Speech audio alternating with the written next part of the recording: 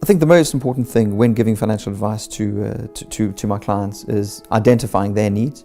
It's more all about them, looking at their needs, establishing what their needs are. Often people think they know what the need is, but after thorough investigation, it turns out that actually there may be another need. So identifying that need, finding, tailor-making a suitable solution. In the Netherlands is what we call a working market. So the majority of the foreign nationals and expats that are here are actually working. So they're looking at things of regular savings often, but because they're working, they may have worked at other places around the world. And one area which I've been doing a lot of work with lately is pension transfers, not only from the United Kingdom, but also from other jurisdictions. I think it's very important to stress to the public, when you're choosing the financial advisor, there's certain things you want to do. You first want to make sure that the company which they represent is regulated, and that they are actually permitted to provide advice in the jurisdiction in which they're operating. The second one is obviously to find out if the advisor themselves is qualified, and do they continuously continue to develop their qualifications. If an advisor is improving their qualifications and getting new qualifications, they will make that known either through LinkedIn or on the company page website.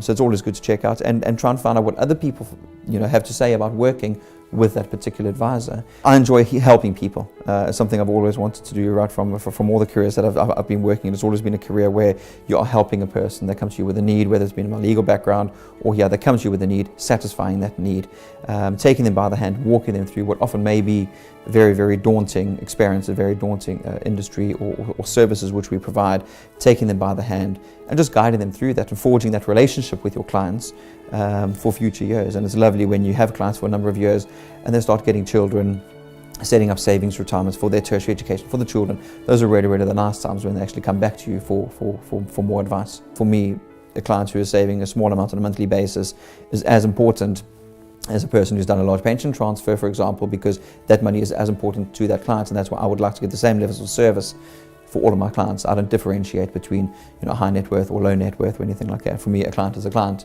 And obviously some clients want more contact with you and other clients want less contact with you, and trying to strike that balance. You do, yeah. You need to be very, very flexible. And obviously when major macroeconomic events happen, so for example Brexit, or Donald Trump being elected as president, all of your clients want their portfolios looked at that very, very same week. So there are weeks where you work very, very long hours, but there's also weeks where summer everybody's away on vacation, nobody wants to look at their investments while they're away on holiday, so you don't really see many clients. So it is about flexibility. Recently, a client who he's left full-time employment, and with the new recent regulations of pension transfers from the United Kingdom, there's a 25% tax if he was to leave the EEA, and he's recently taken up a contractual job in Australia. So he was now very, very worried that how we would do it, but unfortunately for him, his pension was actually Bermudan-based pension, which fell outside of the new regulations from the UK. So when I told him this, I was actually having a Skype conference with him. He's in Portugal.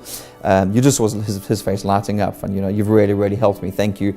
I can take this job and keep my pension without having to pay 25% tax. So there's those moments which are really, really nice. If you want to get in touch with me, best ways are to probably just phone the office number. They can get in touch with me. My mobile is also available, and connect with me on LinkedIn. Drop me a LinkedIn message and we can get in touch.